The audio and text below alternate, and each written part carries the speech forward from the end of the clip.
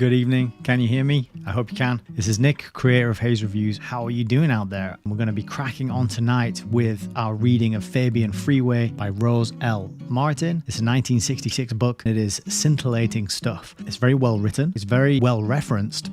And it's giving us really good insight into the machinations of the kind of characters who shaped the world that we live in today and have made a plan to shape the world we're going to be living in very soon in the future. This plan is, at this point, over 100 years old, and this is called Fabian Socialism. The group, the Fabian Socialists, which we've been learning about in this book, are long-term planners. They are into changing things through gradualism.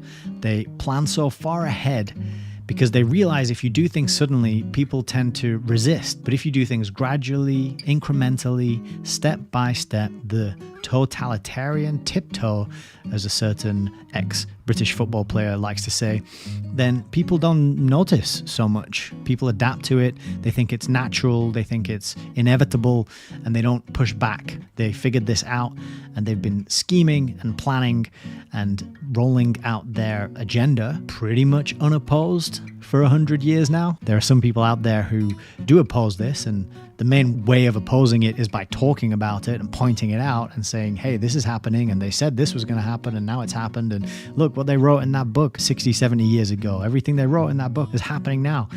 And so that's kind of what we're trying to do here on this channel, is to look at the books, go back, dust off some of these tomes and dive in and see what was known. And so Rose L. Martin, she's one of these people who was trying to fight back, was trying to alert people to this insidious agenda, which, as we've been discovering, is very much tied up with communism. It's very much tied up with technocracy. And that, of course, is world control by scientific experts. Scientific experts wielding some sort of digital system, which will, if we let it, be the arbiter of what we can and cannot do in life. So that's what we're doing, that's what we're learning about, and we're back tonight to carry on. Doesn't that sound fascinating and interesting and uplifting?